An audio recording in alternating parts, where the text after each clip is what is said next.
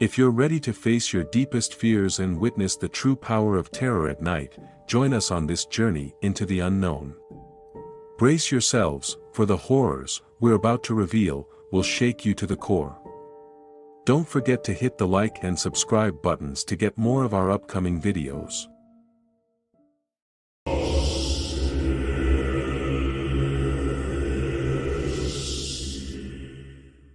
It all started when I received a package in the mail, wrapped in brown paper and tied with twine. I had no idea who it was from, but the return address read M.L. Hargrave, Antiquities Dealer. Curiosity getting the better of me, I eagerly tore open the package, only to find a small, ornate locket inside. The locket was made of gold and encrusted with precious stones, and it seemed to radiate a strange, almost otherworldly energy. But as I picked it up and held it in my hand, I felt a chill run down my spine. Something about this locket was not quite right. At first, I tried to ignore the feeling, chalking it up to my overactive imagination. But as the days passed, the locket's presence in my life became increasingly ominous. I began to have nightmares and dark and twisted visions that left me feeling drained and haunted, but the worst was yet to come. One night, as I lay in bed, I felt a soft whisper in my ear, a voice so faint that I could barely make out the words. "Open the locket," it said. "Open it and see what lies inside." I tried to ignore the voice, but it persisted, growing louder and more insistent with each passing moment. Eventually, I could take it no longer, and I reached for the locket, pulling it open with trembling fingers. Inside, I found a small portrait of a woman, her features twisted into a grotesque and contorted expression. And as I stared at the portrait, I felt a wave of malevolent energy wash over me. As though something dark and ancient had been awakened by my actions, from that moment on, the locket began to exert a strange and terrifying influence over my life. It seemed to follow me everywhere, always just out of sight, but always present, lurking in the shadows and waiting to strike. As the weeks wore on, I found myself sinking deeper and deeper into a world of darkness and despair. The locket's whispers in my ear became more frequent and more malevolent, filling my mind with thoughts of violence and death. One night, I could take it no longer. With a cry of desperation, I threw the locket against the wall, watching as it shattered into a million pieces. And as the fragments of the cursed object scattered across the floor, I felt a sense of relief wash over me, but the relief was short-lived. For even as the locket lay in pieces, its power continued to grow, reaching out from beyond the grave to claim its next victim. And I knew then, with a sinking feeling in my heart, that the horrors of the cursed locket were far from over. As the days went by, I found myself unable to escape the locket's grasp. It seemed to follow me everywhere, its cursed influence growing stronger with each passing moment. I began to see strange visions of the woman in the portrait, her face twisted and contorted into a grotesque and frightening expression. The visions grew more and more vivid until I could hardly distinguish them from reality, but it wasn't just the visions that plagued me. The locket seemed to have a physical presence as well, its weight pressing down on my chest like a leaden weight. It was as if the cursed object was trying to smother me, to choke the life out of me. One breath at a time, and then there were the whispers. The locket whispered to me constantly, its voice a faint, insistent presence in the back of my mind. It spoke of things that no human mind should ever have to contemplate, of darkness and death, of unspeakable horrors lurking just beyond the veil of reality. Days turned into weeks, and weeks turned into months, but the locket's influence never waned. I found myself haunted by its presence, unable to escape the dark shadow that it cast over my life. One night, I woke up to find the locket sitting on my nightstand, its surface glowing with an otherworldly light. The whispers began anew, louder and more insistent than ever before. I felt the locket's power creeping over me, its malevolent energy suffusing every corner of my being. I tried to resist, to fight back against the cursed object, but it was no use. The locket was too powerful, its influence too all-encompassing. I felt myself slipping away, becoming lost in a world of darkness and despair, and then, just as suddenly as it had begun, it was over. The locket's power faded away, leaving me alone and trembling in the darkness. I knew then that I had been given a second chance. A chance to escape the horrors of the cursed object and start anew, but the memory of the locket never truly left me. Even now, years later, I can still feel its malevolent presence lurking in the back of my mind, waiting to claim me once again. I know that I can never truly be free of its grasp, that I will forever be haunted by the cursed object that changed my life forever.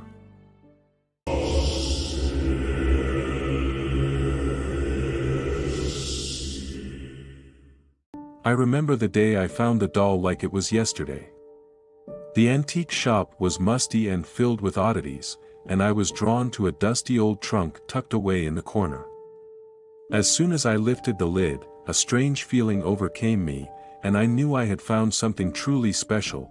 Inside the trunk was a wooden box with intricate carvings, and inside the box was a doll unlike any I had ever seen before. The doll was made of wood and had a painted face with a serene expression.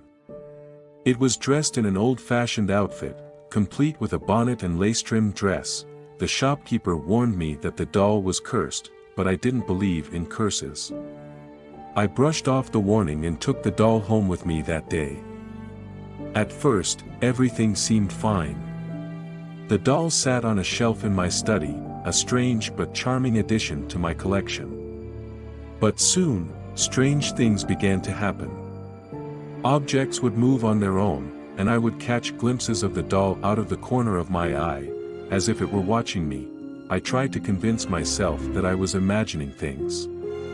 But soon, the strange occurrences became too frequent to ignore. The doll seemed to be alive, moving on its own and even speaking to me in a low, whispering voice. I became obsessed with the doll, spending hours studying its every detail, trying to uncover the source of its strange power. I discovered that the doll was more than just a cursed object, it was imbued with dark, ancient magic that had been passed down through generations of witches and warlocks. As I delved deeper into the doll's history, I found that it had been used for nefarious purposes in the past. It had been responsible for countless deaths, and its power had been harnessed by dark forces to bring about chaos and destruction. I knew then that I had to get rid of the doll. But as I tried to do so, I found that the doll was not so easily disposed of. It seemed to be attached to me, its cursed energy entwined with my own. The doll began to torment me, filling my mind with visions of death and destruction. It whispered dark secrets in my ear, tempting me to give in to its power. I felt myself slipping away, becoming lost in a world of darkness and despair. Finally, in a moment of desperation, I decided to burn the doll, hoping that the flames would destroy its cursed power once and for all.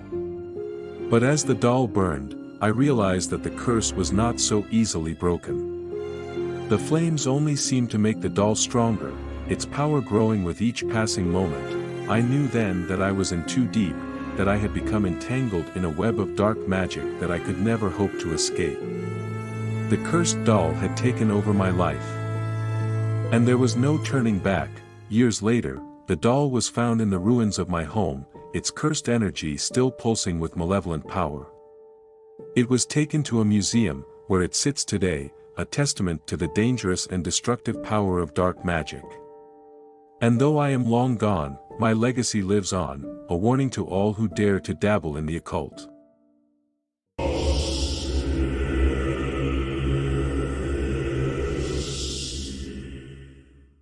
It was a dark and stormy night when my friends and I gathered to play Ouija. We were teenagers, curious and full of daring, and we had heard the legends of the ancient tool that could summon the dead. The air was thick with excitement and nervous energy as we placed our fingers on the planchette and began to ask questions. At first, nothing happened.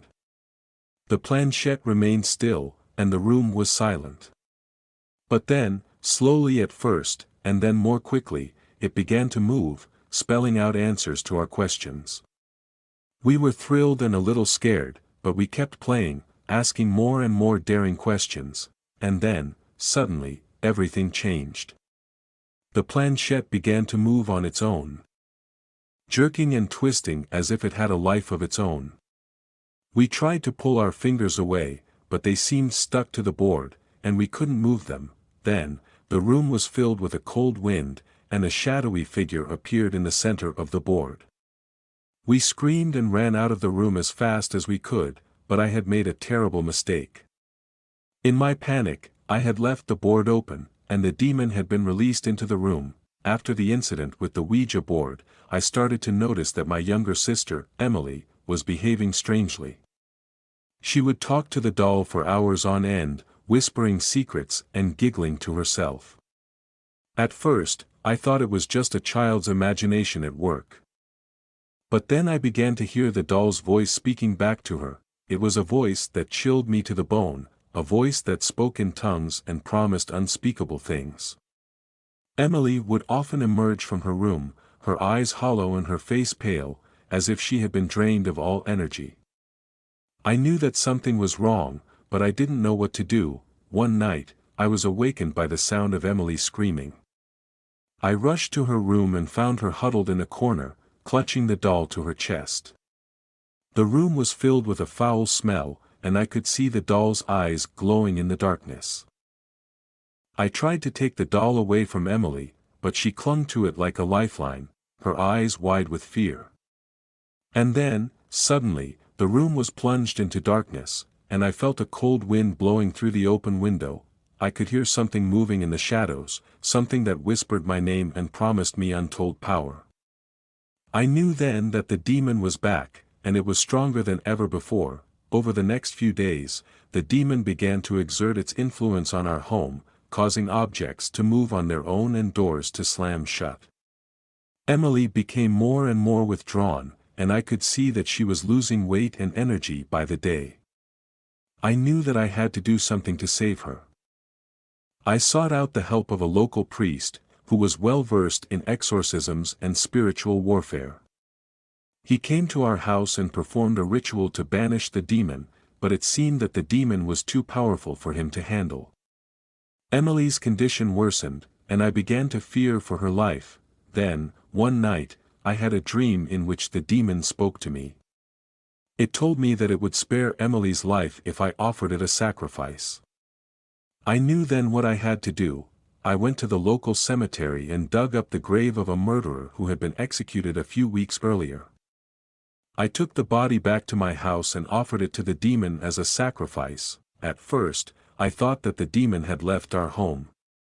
But then I realized that it had taken up residence in the doll once again. Emily seemed to have regained her strength, but I knew that the demon was biding its time, waiting for the perfect moment to strike again. I knew that I had to get rid of the doll once and for all, but every time I tried to destroy it, it would reappear in Emily's room, as if it was taunting me. I was trapped in a never-ending cycle of terror, and I didn't know what to do. Finally, I decided to take the doll to a remote mountain and burn it there. I gathered my courage and drove to the mountain, the doll sitting next to me in the passenger seat. As I reached the summit, I could feel the doll's eyes boring into me, and I knew that the demon was still with me. But then, as I threw the doll into the flames, I felt a sense of release, a sense that the demon had been banished for good. I could feel a weight lifting off my shoulders, and I knew that our home was finally free from the terror that had haunted us. As I turned away from the burning doll, I could hear a faint whisper in the wind, a voice that sounded like the demon's. I shuddered and got into my car, eager to leave the mountain and the memories of the haunted doll behind. But as I drove down the winding road, I could feel something watching me, something that followed me all the way back home. I tried to shake off the feeling, but it persisted, a constant presence in my life. Weeks turned into months, and I began to think that I had finally put the nightmare behind me. But then, one night, as I was lying in bed, I heard a faint tapping at my window. I sat up, my heart racing, and saw the silhouette of a figure standing outside. At first, I thought it was a trick of the light, but as the figure moved closer, I could see that it was the doll. The same doll that I had burned to ashes on the mountain. I could feel the terror building up inside me as the doll whispered my name, promising me that it would never leave me alone. I knew then that the demon had taken possession of the doll once again, and that I was its chosen victim. Over the next few weeks, the doll would appear at random intervals, tapping at my window or whispering my name in the darkness.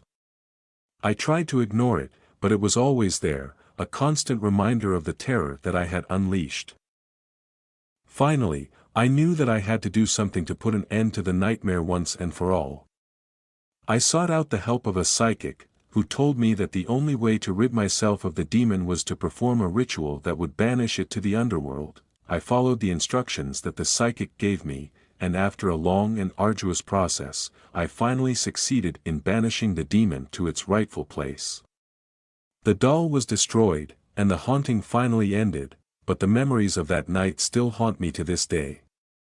The sense of terror and helplessness that I felt as the demon whispered my name will always be with me, a constant reminder of the dangers of playing with the occult. I have since moved on with my life, but I will always remember the haunted doll that brought me to the brink of madness. And I will always be wary of the dark forces that lurk in the shadows, waiting to prey on the unsuspecting and the foolish.